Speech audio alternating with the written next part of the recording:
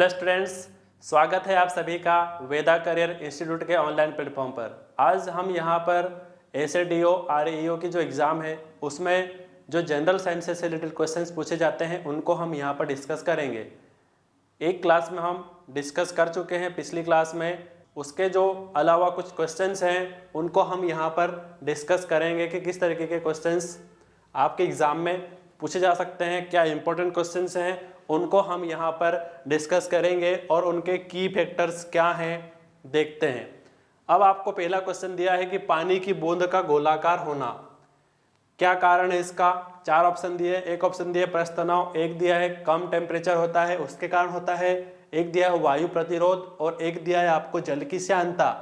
पृष्ठ तनाव मतलब सरफेस टेंशन, कम तापमान लो टेम्परेचर, वायु प्रतिरोध मतलब एयर रेजिस्टेंस और जल की श्यानता मतलब विस्कोसिटी ऑफ वाटर। तो यहाँ पर जो गोलाकार होने का कारण रहता है कि पानी की जो बूंद होती है वो गोलाकार क्यों होती है, तो उसका कारण है कि पृष्ठ तनाव या सरफेस टेंशन। क्या है? Surface tension.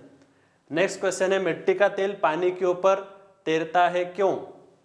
अब यहाँ पर जो तैरने का रीजन है वो रीजन है, 4 ऑप्शन आपको दिए हैं, देखते हैं। पहला आपको दिया ऑप्शन, उसका घनत्व पानी के घनत्व से अधिक होता है, उसका घनत्व पानी के घनत्व से कम होता है, उसका घनत्व पानी के घनत्व के बराबर होता है, या उपयुक्त में से कोई नहीं।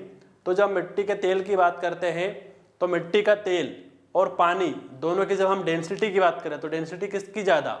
पानी की डेंसिटी ज़्यादा, मिट्टी के तेल की डेंसिटी कम। जिसकी डेंसिटी कम वो ऊपर रहेगा, जिसकी डेंसिटी अधिक वो तल में बैठेगा, सेटल डाउन होगा।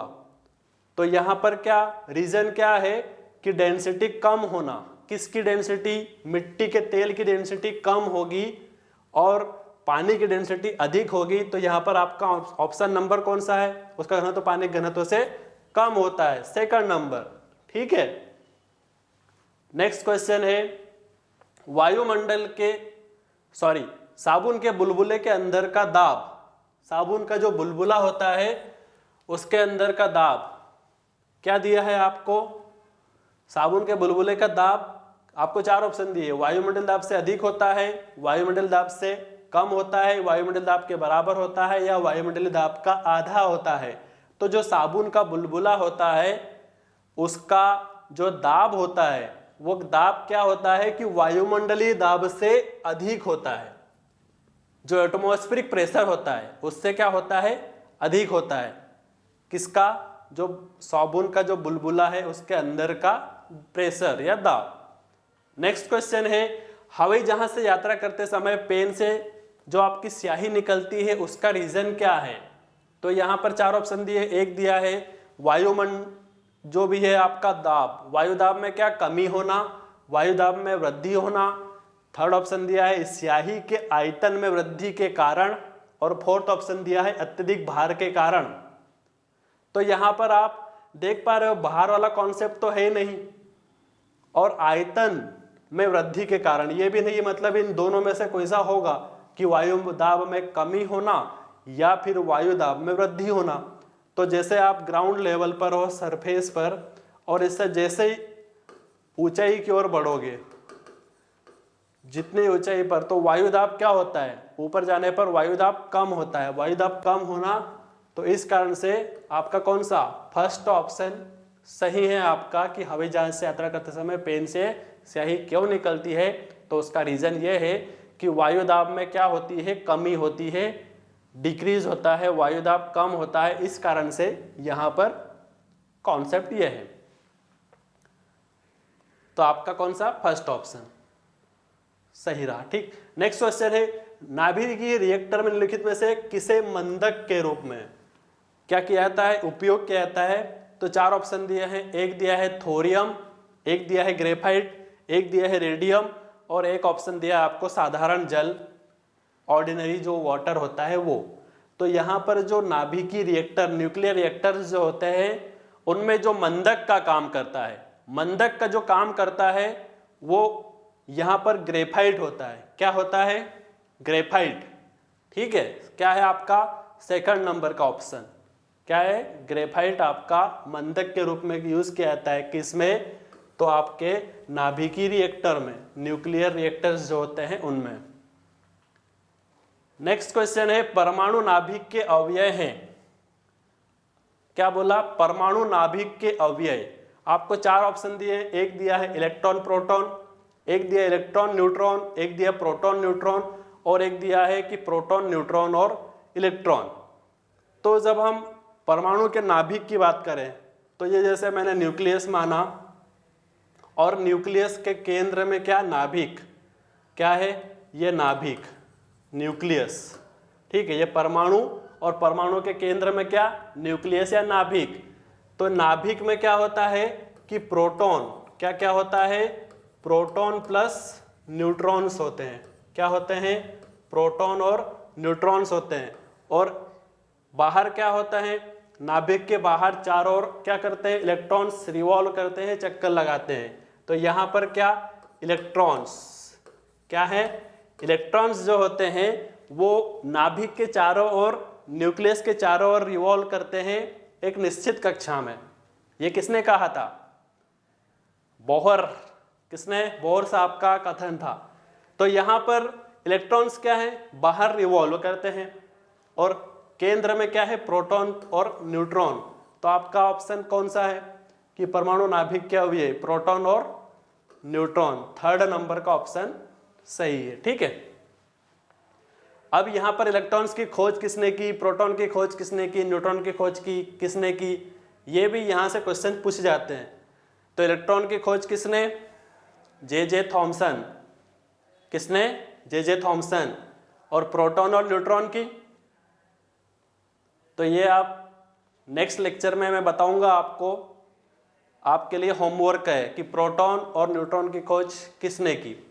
नेक्स्ट क्वेश्चन, निम्नलिखित में से कौन सा अणु या एटम का भाग नहीं है?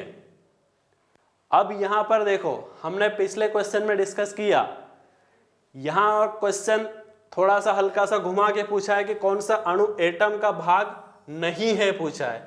ये चीज को आप याद रखना है कि नहीं है। तो यहां पर देखो इलेक्ट्रॉन, प्रोटॉन और न्यूट्रॉन, तो ये तो आप देख चुके हो कि उसके पार्ट्स हैं। पिछले क्वेश्चन में हमने देखा कि न्यूक्लियस या नाभिक की बात की थी। अब यहां पर अणु या एटम की बात की, तो अणु और एटम में इलेक्ट्रॉन, प्रोटॉन और न्यूट्रॉन की बात तो करते हैं, लेकिन क्या फोटोन की बात होती है?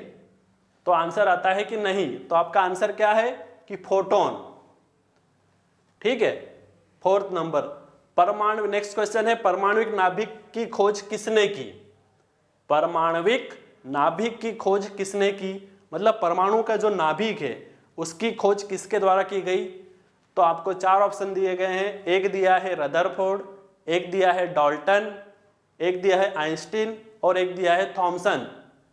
तो जे थॉमसन साहब जो थे, मैंने अभी थोड़ी देर पहले ही बताया, किसकी खोज की? इलेक्ट्रॉन की। तो इलेक्ट्रॉन की खोज का श्रेय किसको जाता है? J Thomson. तो ये आंसर तो नहीं हो सकता। आइंस्टीन, डाल्टन और रदरफोर्ड। अब यहाँ पर 3 ऑप्शन आपके सामने हैं, इनमें से क्या हो सकता है? तो यहाँ पर जो आंसर है आपका वो रदरफोर्ड। रदरफोर्ड का एक प्रकीर्णन प्रयोग भी है, और यहाँ पर जो परमाणु की जो नाभिक की खोज का श्रेय भी जो जाता है वो रदरफोर्ड साहब को जाता है। तो आपका आंसर क्या? ए नंबर, रदरफोर्ड। नेक्स्ट क्वेश्चन देखते हैं। जिस तत्व के परमाणु में 2 प्रोटॉन, क्या बोला? 2 प्रोटॉन, प्रोटॉन का सिंबल P होता है। तो यहां पर बोला 2 प्रोटॉन हो, 2 न्यूट्रॉन हो, न्यूट्रॉन का सिंबल N होता है, और 2 इलेक्ट्रॉन्स हो, इलेक्ट्रॉन का सिंबल E होता है। तो उस तत्व की द्रव्यमान संख्या, यहां पर क्या पूछा है कि एटॉमिक मास कितना होगा? जब यहां पर उसने प्रोटॉन, न्यूट्रॉन और इलेक्ट्रॉन कितने, तीनों क्या है? बराबर 2 2 2 2। अब आप मास कैसे निकालते हो? Atomic mass. तो मास जो होता है, मास में से आप क्या करोगे? प्रोटॉन की संख्या को माइनस करोगे। क्या? यहां पर उसने क्या पूछा? द्रव्यमान संख्या। तो द्रव्यमान संख्या क्या होगी? अगर 4 होगी, ठीक है, तो 4 में से 2 गए तो 2 बचे। अब 2 क्या? इसने बोला है कि 2 प्रोटॉन, तो 2 प्रोटॉन और 2 इलेक्ट्रॉन, तो इलेक्ट्रॉन भी और प्रोटॉन भी बराबर हुए। ठीक है, और न्यूट्रॉन्स की संख्या 2 कब आएगी? न्यूट्रॉन्स की संख्या कितनी? तो न्यूट्रॉन्स की संख्या भी 2 है, और 2 कब आ सकती है? जब मास उसका 4 होगा, और 4 में से जब प्रोटॉन्स की संख्या कितनी थी? 2। तो 4 में से जब हम 2 को माइनस करेंगे तब क्या आएगा? 2 आएगा। ठीक है, तो हमारा आंसर क्या है? Second number 4। ठीक है, 4 आया समझ में? हमने यहां पर क्या देखा कि 2 प्रोटॉन, 2 न्यूट्रॉन और 2 इलेक्ट्रॉन्स। अब इलेक्ट्रॉन प्रोटॉन क्या होते हैं? बराबर। अगर चार्ज नहीं है तो यहां पर क्या है? 2 प्रोटॉन और 2 इलेक्ट्रॉन्स।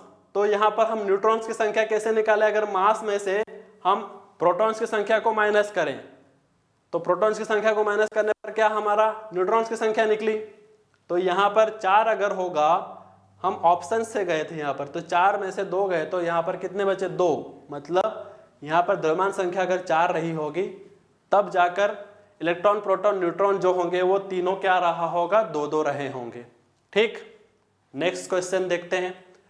समस्थानिक होते हैं किसी एक ही तत्व के परमाणु जिनका, अब यहां पर 4 ऑप्शन दिया आपको, जिनका क्या हो? परमाणु भार समान हो, लेकिन परमाणु क्रमांक क्या हो? भिन्न हो, अलग अलग हो।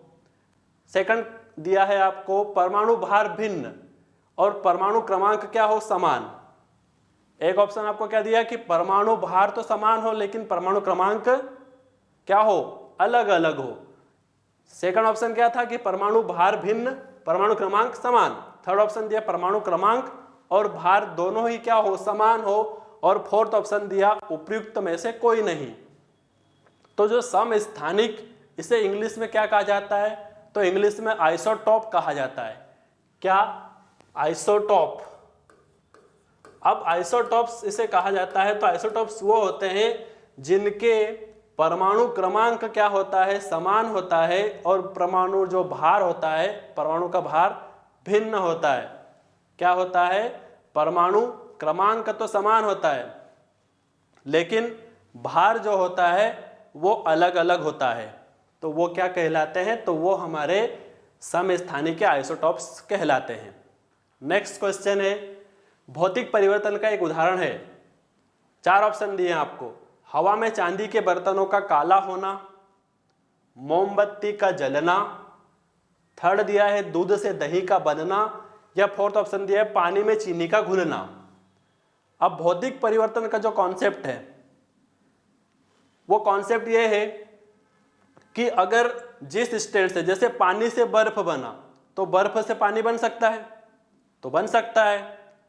तो ये क्या है? भौतिक परिवर्तन। लेकिन अगर मैंने बोला कि मोमबत्ती का जलना, तो मोमबत्ती जो जलेगी तो कहीं ना कहीं रासायनिक क्रिया होगी। तो रासायनिक क्रिया होगी मतलब जल गई, उसके बाद वापस से उसे उस स्टेज में नहीं लाया सकता जिस स्टेज में पहले थी। तो यहां कहने का मतलब यह है कि जिस स्टेज से उसे आपने क्या किया? परिवर्तन किया, चेंज किया, और चेंज करने के बाद वापस पुनः उस स्टेज में नहीं ला सके, तो वो क्या आपका? रासायनिक। लेकिन अगर आप उस स्टेज में वापस ला सकते हो, जैसे जल से क्या करना? बर्फ का बनना, और बर्फ से वापस जल का बनना, तो ये क्या है? आपका भौतिक परिवर्तन। अब यहां पर आप देखो, हवा में चांदी के बर्तनों का काला होना, तो आप ये तो कहीं ना कहीं रासायनिक की ओर इंडिकेट कर रहा है, केमिकल रिएक्शन। तो यहां पर यह ऑप्शन तो नहीं हो सकता। मोमबत्ती का जलना, यह भी नहीं हो सकता, क्योंकि अभी मैंने कहा कि मोमबत्ती का जलना किसमें? रासायनिक परिवर्तन में है। दूध से दही का बनना, एक बार दही बन गया तो क्या आप दूध बना सकते हो? तो आंसर आता है नहीं। तो ये भी नहीं है। मतलब कौन सा? पानी में चीनी का घुलना क्या है? भौतिक परिवर्तन का एग्जाम्पल है। अब फोर्थ ऑप्शन। ठीक, नेक्स्ट है जल का वाष्प में परिवर्तन। अब यहां पर जो जल है या जो वाटर है, उसको आप गर्म करोगे, बॉइलिंग पॉइंट तक जब आएगा, और गर्म करने पर वेपर्स में कन्वर्ट होना, वाष्प में परिवर्तन, इसे क्या कहा जाता है? तो इसे आप प्राकृतिक कहते हो, भौतिक कहते हो, रासायनिक या जैविक। तो यहाँ पर जैविक का कॉन्सेप्ट तो कहीं से नजर आता नहीं। जैविक मतलब जीव, जीव ऑर्गेनिज्म की यूज की बात करें तो यहाँ पर ऐसा तो नजर नहीं आ रहा कि जल से का वाष्प में परिवर्तन होना वेपर्स में बनने के लिए। तो आपका आंसर क्या होगा कि भौतिक, आपके वाष्प बन गई। एक कंटेनर है, आपने यहां पर लिया वाटर, तो यहां पर आप इसे क्या करोगे, हीट दोगे। जब हीट दोगे तो क्या होगा, बॉईल होगा वाटर, और बॉईल होगा तो उसकी क्या हो गई, वेपर्स बनेगी, और वेपर्स वापस से कंडेंस होके किस में कन्वर्ट होगी, वाटर में। तो ये क्या है, भौतिक। नेक्स्ट क्वेश्चन है पाश्चुरीकरण संबंधित है। यह भी आपका मोस्ट इंपॉर्टेंट क्वेश्चन बनता है इस तरीके। पहला ऑप्शन इसमें क्या दिया है, दुग्ध के निर्जमीकरण से। पाश्चुरीकरण का जो संबंध है वह किससे, तो दूध के निर्जमीकरण से दुग्ध के निर्जलीकरण। यहां पर आपको वर्ड को अच्छे से याद रख, ध्यान दे के पढ़ना है, निर्जमीकरण और ये निर्जलीकरण। और थर्ड ऑप्शन दिया है दूध के किण्वन से, मतलब फर्मेंटेशन की बात कर रहा है। और फोर्थ ऑप्शन दिया है कि आसवन मतलब डिस्टिलेशन, दूध का डिस्टिलेशन की बात कर रहा है। तो यहां पर पाश्चुरीकरण का जो संबंध होता है वो किससे होता है, तो यहां पर निर्जली भी नहीं होता, ना किण्वन ना फर्मेंटेशन होता है, और ना आसवन मतलब डिस्टिलेशन होता है। तो आपका क्या होगा, फर्स्ट ऑप्शन दूध का निर्जमीकरण।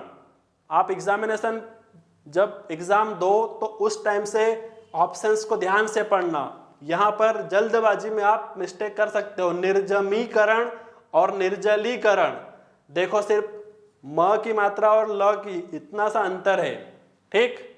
तो ऑप्शंस को ध्यान से पढ़ के आप उसका आंसर दो। नेक्स्ट क्वेश्चन है, मछलियों में सामान्यतः श्वसन होता है। जो आपकी मछलियां होती है उन मछलियों में जो श्वसन होता है, श्वसन किसके द्वारा होता है, आपको चार ऑप्शन दिए है। एक ऑप्शन दिया है त्वचा के द्वारा, एक ऑप्शन दिया है नाक के द्वारा, एक ऑप्शन दिया है गलफड़ों या गिल्स के द्वारा, और फिन्स के द्वारा। चार ऑप्शन दिए हैं आपको। तो यहाँ पर क्या है, तो आप सब जानते हो कि मछलियों में क्या गिल्स होते हैं, गलफड़े, तो किसके द्वारा, थर्ड ऑप्शन क्या, गिल्स के द्वारा। नेक्स्ट क्वेश्चन है, अफीम का मुख्य अवयव है, क्या है, अफीम का मुख्य अवयव क्या है। एक ऑप्शन दिया मॉर्फिन, एक दिया हेरोइन, एक दिया एट्रोपिन, और एक दिया क्विनाइन। तो एग्रीकल्चर के आप स्टूडेंट्स हो तो आप ये जानते होंगे कि अफीम जो होता है उसका मुख्य अवयव क्या होता है, तो यहाँ पर मॉर्फिन, क्या, मॉर्फिन जो होता है वह अफीम का मुख्य अवयव, मेन कंपोनेंट होता है। नेक्स्ट क्वेश्चन है, आनुवांशिकता के जनक के रूप में विख्यात वैज्ञानिक हैं, मतलब आनुवांशिकता से रिलेटेड कौन है। यहां पर एक ऑप्शन दिया है जॉनसन, एक दिया मेंडल, मतलब ग्रीगर जॉन मेंडल, एक ऑप्शन दिया FB मॉरिसन, और एक दिया ऑप्शन मॉर्गन। तो यहां पर जो आनुवांशिकता के जनक के रूप में जाना जाता है उसमें नाम आता है मेंडल साहब का, किसका, G.J. मेंडल, ठीक। नेक्स्ट क्वेश्चन है, एग्रोइस्टोलॉजी में अध्ययन करते हैं, एग्रोइस्टोलॉजी में किसका अध्ययन किया जाता है। तो चार ऑप्शन दिए आपको। एक ऑप्शन दिया है बीजों के द्वारा, सेकंड ऑप्शन दिया है फसलों के द्वारा, मतलब फसलों का, थर्ड दिया है घासों का, या फोर्थ ऑप्शन दिया है अनाजों का। तो यहाँ पर एग्रोइस्टोलॉजी जो है उसमें यहाँ पर घासों का अध्ययन किया जाता है, किसका, एग्रोइस्टोलॉजी जो है वो उसमें घासों का अध्ययन किया जाता है। नेक्स्ट क्वेश्चन है, एक कोशिकीय यूकेरियोटिक और प्रकाश संश्लेषी को किस जगत में रखते हैं। क्वेश्चन अच्छा है, इंपॉर्टेंट है। क्या है, एक कोशिकीय मतलब यूनिसेलुलर, जो यूनिसेलुलर ऑर्गेनिज्म होते हैं, और उसके अलावा क्या बोला कि यूकेरियोटिक, साथ में ही क्या हो, यूकेरियोटिक हो, और जो प्रकाश संश्लेषण भी करे मतलब फोटोसिंथेसिस भी करे, तो उसे किस जगत के अंतर्गत रखा जाता है। आपको यहां पर दिया है एक ऑप्शन मोनेरा, एक दिया है कवक, एक दिया है एनिमेलिया और एक दिया है प्रोटिस्टा। यहां से मैं एक क्वेश्चन आपसे पूछना चाहता हूं, 5 किंगडम क्लासिफिकेशन किसके द्वारा दिया गया था? जब यहां पर मोनेरा वर्ड आया, प्रोटिस्टा वर्ड आया, तो 5 किंगडम क्लासिफिकेशन किसने दिया था? तो आंसर क्या था? विटेकर। किसका? विटेकर का। उसमें कौन कौन से थे? तो मोनेरा, प्रोटिस्टा, फंजाई, प्लांटी और एनिमेलिया। अब यहां पर एक कोशिकीय जीव की बात कर रहा है और साथ में यूकेरियोटिक और जो फोटोसिंथेसिस भी करे, तो यहां पर किस वर्ग में उसे रखा जाएगा, किस जगत में? तो आंसर क्या है? प्रोटिस्टा। किसके अंतर्गत? प्रोटिस्टा के अंतर्गत रखा जाता है उनको। ठीक। नेक्स्ट क्वेश्चन है, सबसे छोटा जीव जो स्वयं में क्या करे? विकास करे और प्रजनन करने की क्षमता हो, जिसमें मतलब रिप्रोडक्शन कर सके। क्या कर सके? जो विकास मतलब डेवलपमेंट कर सके और अपना क्या कर सके? रिप्रोडक्शन भी कर सके। तो सबसे छोटे जीव का नाम क्या है? आपको 4 ऑप्शन दिए हैं। एक ऑप्शन दिया विषाणु, एक दिया जीवाणु, एक दिया माइकोप्लाज्मा और एक दिया बैक्टीरियोफेज। क्या होगा आंसर? सबसे छोटा जीव जो स्वयं में क्या कर सके? विकास कर सके और प्रजनन कर सके। तो यहां पर उस जीव का जो नाम है वो नाम है माइकोप्लाज्मा। क्या है? माइकोप्लाज्मा। तो आज की क्लास को हम यहीं पर रोकते हैं। जय हिंद, जय भारत।